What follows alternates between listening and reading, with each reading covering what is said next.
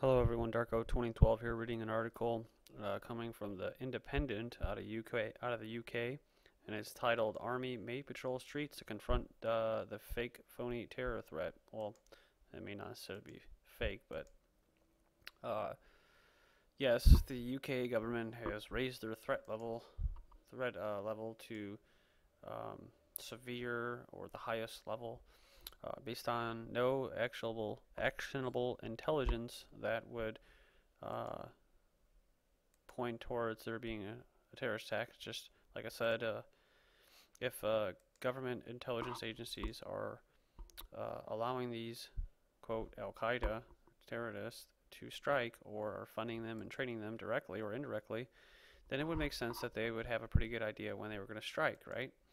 And one of the biggest points that I said was just look, kind of like what is it, Lenin, look for who benefits the most with these raised terror threats and these little underpant bombers. Just look and see who benefits, right? Because most likely it's not going to be the regular average citizen or subjects. Usually there'll be something. David Icke likes to use the problem reaction solution, where the solution will be more body scanners, more police state measures, and so nothing's even happened yet. And so that now they're going to just start using an army to patrol the streets. So we've gotten to the point now where they don't even have to do anything. Like with the underpants bomber, it didn't even go boom and take the plane out of the sky, and already they have these body scanners that they had already purchased, but now they can justify the reason for putting them in there and get support for people to spend more of their tax dollars on Big Brother type, machines like the body scanners. But now it's not just that. Now they're passing a bill. Now there's a House bill passed by the Republicans because the Democrats are just so unlike the Republican Party, and so Obama's weak on terrorism, so they got to pass a bill now that says that the president can basically say who and who isn't an unlawful combatant. Um, so you don't have any due process, or you can't be tried by your peers, and basically you can be tortured to admit to crimes you never did, and all that good stuff, right? That we do here. And so let's get to it. Long-awaited Green Paper foresees new domestic role for Britain's services with emphasis on greater cooperation as chiefs face up to budgetary constraints. It says Britain's armed forces could be used on a regular basis on the streets of Britain to confront the threat of terrorism under the terms of a strategic defense review announced yesterday. Okay, I don't understand if they're maybe they're just short on cops or something like that. Uh, Two of the six key questions to be considered by the SDR will focus on domestic threats, which, quote, cannot be separated from international security, according to a Green Paper setting out the grounds for a full-scale review to start after the election. Decisions need to be made on the balance between focusing on our territory and region and engaging threats at a distance.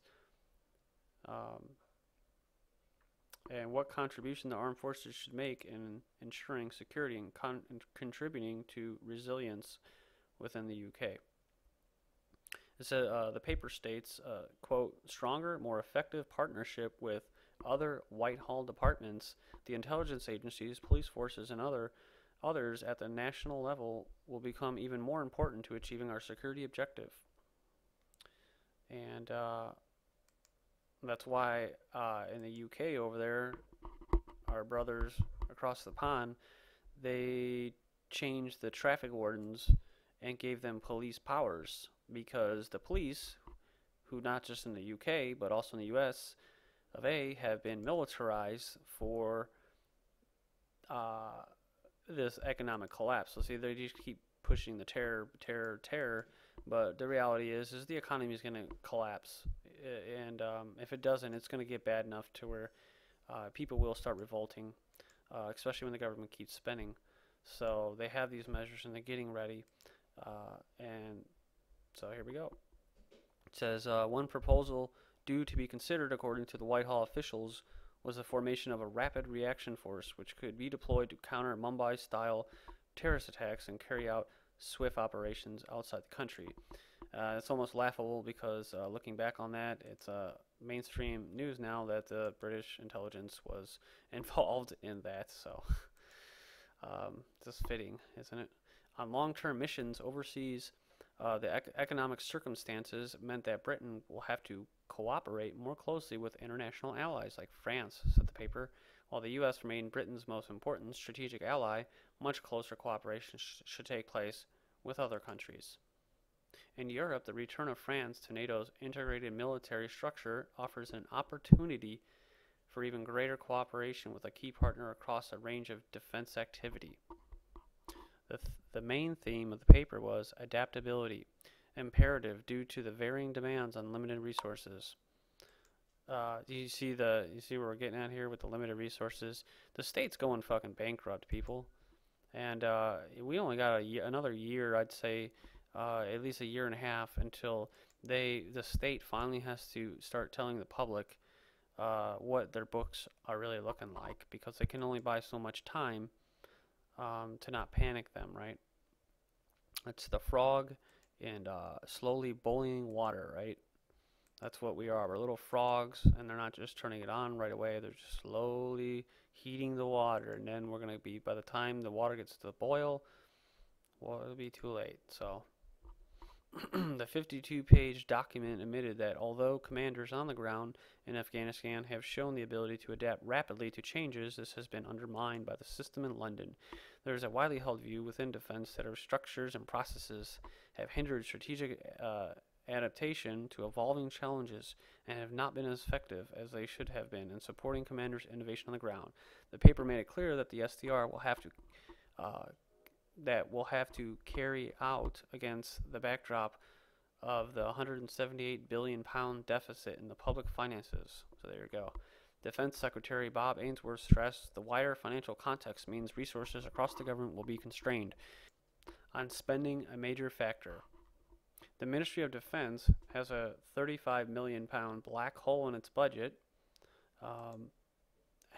That's crazy, isn't it weird? Because like the Pentagon, there was like trillions of dollars missing. They found in the 90s, billions, if not trillions of dollars just down a black hole too. So they are like our brothers across the pond, our twin brothers, the Defense Department and Pentagon, and that they just get billions of dollars.